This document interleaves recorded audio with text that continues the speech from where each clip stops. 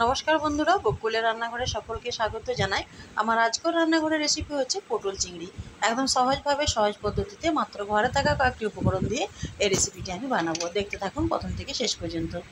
এই পটল চিংড়ি বানানোর জন্য আমি প্রায় বড় বড় সাইজের পটল নিয়েছি 750 গ্রাম। তার সঙ্গে 200 গ্রামের মতো চিংড়ি আছে আর দুটো আলু দেবো। তো এবার আমি পটলগুলোকে ভালো করে আগেই জলে ভিজিয়ে রেখেছিলাম, ধুয়ে পরিষ্কার করে কেটে নিয়েছি। আর এখানে মশলা রেডি করে রেখেছি। পোস্ত আছে, জিরে আছে, ধনে আছে, আদা, রসুন, টমেটো, কাঁচা লঙ্কা, শুকনো লঙ্কা।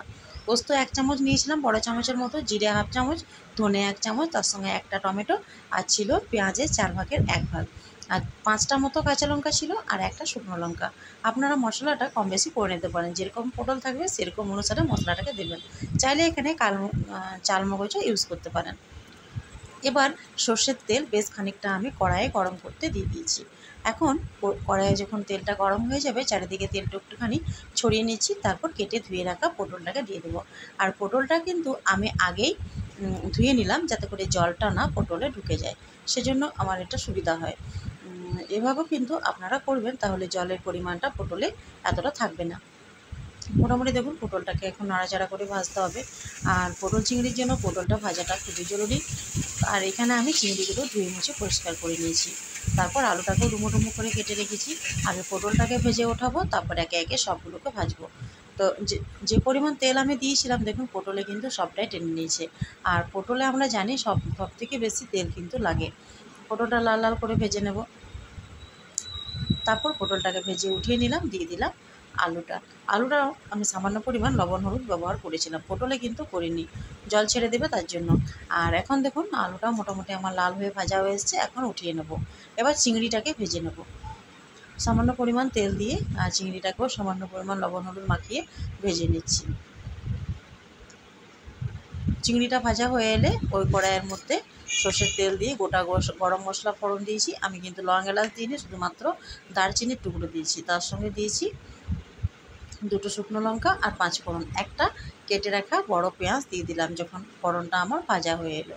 আমি একটা বড় সাইজের পেঁয়াজ এখানে কেটে রেখেছি।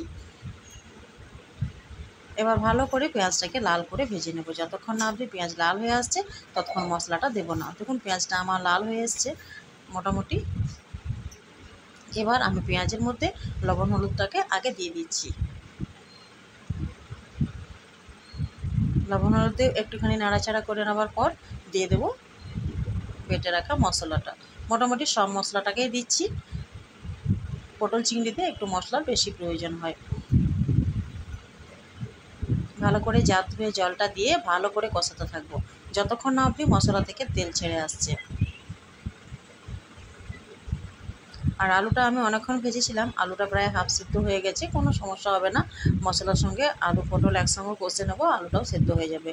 তো মোটামুটি দেখুন মশলা থেকে তেল ছেড়ে এসছে। এখন আমি এই পর্যায়ে দিয়ে দিলাম কাশ্মীরি লঙ্কার গুঁড়ো আর একটুখানি চিনি।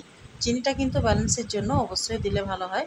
আর এবার দিয়ে দেবো আমি পটল আর আলুটাকে, যেটা আমি লাল করে ভেজে রেখেছিলাম, সেটা ভালো করে একটুখানি মশলার সঙ্গে কষিয়ে নেব। আর জল কিন্তু খুব কম ব্যবহার করব, আমি এটা বেশি একটুখানি শুকনো শুকনো ভাব করেই করব। পটল আলুটা ভালো করে মশলার সঙ্গে মিশিয়ে নিচ্ছি। চিংড়ি মাছের ফ্লেভার এমনিতেই ভালো লাগে। যে কোনো জিনিসে যদি চিংড়ি দিয়ে রান্না করা হয়, চিংড়ির ফ্লেভার আমাদের এমনিতেই সকলের ভালো লাগে। তো যাই হোক, পটলটা কিন্তু মশলার সঙ্গে ভালো করে কষিয়ে নিচ্ছি। পটলটা কষিয়ে নেওয়ার পর সামান্য পরিমাণ জল দিয়ে দিয়েছিলাম। জল কিন্তু আমি খুব একটা ইউজ করব না, সব কিছু প্রায় সেদ্ধ হয়ে আছে। বেশি জল দিলে কিন্তু খাবারটা ভালো লাগবে না। তো একটুখানি আলুটা সেদ্ধ হওয়ার মতো জল দিয়েছি, যাতে করে আলুটা নাড়াচাড়া করতে করতে মশলার সঙ্গে সেদ্ধ হয়ে যায়। আর এই রান্নাটা করে দেখবেন, অনুষ্ঠান বাড়ির মতো কিন্তু স্বাদ লাগে, অসম্ভব স্বাদের হয় এই রান্নাটি। আর খুব সহজেই কিন্তু হয়ে যায়। আমরা হয়তো ভাবি যে পটল চিংড়ি করা কিন্তু অনেক কষ্টের, তা নয়। একদম সহজভাবে সহজ পদ্ধতিতে আমি আপনাদেরকে করে দেখালাম। এখন দেখুন ভেজে রাখা চিংড়িটা আমি দিয়ে দিচ্ছি। তো ভেজে রাখা চিংড়িটাকে দিয়ে সামান্য পরিমাণ জল দিয়ে ঢাকা দিয়ে দেবো। 2 থেকে 3 মিনিট মাত্র ফোটাবো, বেশি কিন্তু ফোটালে চিংড়িটা নরম হয়ে যাবে, খেতে ভালো লাগবে না। এখন ফুটিয়ে নেওয়ার পর গ্যাসের ফ্লেমটাকে বন্ধ করে দেবো, আর কড়াইয়ের মধ্যে কিন্তু রেখে দেবো। ঠান্ডা হওয়ার পর এটাকে আমি পরিবেশন করব। বেশ কিছুক্ষণ কড়াইয়ে রেখে দিলে এটা জমে যাবে। তো একদম সহজ উপায়ে আমি পটল চিংড়ি করে দেখালাম। কেমন লাগলো রেসিপিটি অবশ্যই জানাবেন। দেখুন আমি পরিবেশনের জন্য কিন্তু একটা প্লেটে নিয়ে নিয়েছি। দুর্দান্ত স্বাদের হয়েছিল খেতে, তেমনি সুন্দর হয়েছিল রং। আর এটা কিন্তু শুধু ভাতের সঙ্গে যাবে তা নয়, রুটি পরোটার সঙ্গে কিন্তু ভালো লাগবে।